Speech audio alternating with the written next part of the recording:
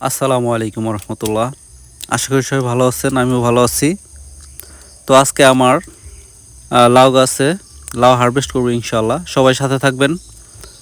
এবং দেখতেই পাচ্ছেন, এর আগের ভিডিওতে আপনাদেরকে দেখিয়েছিলাম যে লাউ গাছে কীভাবে পুনিং করতে হয়, পাতাগুলো কেটে দিতে হয়, কিভাবে 1G 2G 3G করতে হয় দেখিয়েছিলাম। এবং এর পরপরই কিন্তু 2 সপ্তাহ পরপরই আল্লাহর রহমতে দেখছেন আমার গাছে লাউ হারভেস্ট করলাম আজকে।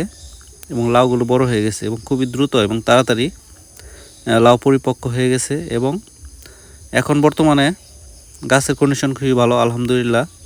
এবং কারণ আমরা গাছে রোপণ করার আগে অবশ্যই এখানে সব প্রকার সার দিয়েছিলাম। এবং এরপর পরই আমরা লাউ গাছে 1G 2G 3G করার পরে এরপরে আমরা গাছে গোড়াতে খাবার দিয়েছিলাম টিএসপি, এমওপি, ইউরিয়া, জিপসার এবং পাশাপাশি কাজের জৈব সারটা আসলে খুবই গুরুত্বপূর্ণ, গাছের জন্য উপকারী। এবং এরপর পরে আমরা গাছে স্প্রে করে দিয়েছিলাম। এবং এরপরে দেখতেই পাচ্ছেন এখন অসংখ্য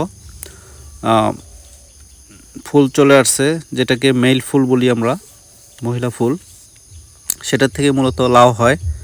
এবং এরপর পরই আমরা হাতে অবশ্যই আপনারা পলিনেশন করে দিবেন, কারণ আপনারা একটু কষ্ট করে যদি হাতে পলিনেশন করে দিতে পারেন সেক্ষেত্রে আপনারা যে কয়টা পলিনেশন করবেন ইনশাল্লাহ অতগুলো লাউই কমপ্লিট হবে আল্লাহর রহমতে।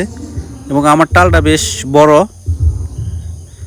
এবং এখানে বাণিজ্যিক আকারে করেছি এবং অবশ্যই এখান থেকে আমরা খুব ভালো প্রফিট ধরতে পারবো ইনশাল্লাহ। এবং শুরুতে আমাদের লাউ প্রোডাকশন চলে আসছে এবং গাছের গ্রোথও খুব ভালো হয়েছে। এবং আজকে দেখাবো আপনাদেরকে কীভাবে পলিনেশন করতে হয়।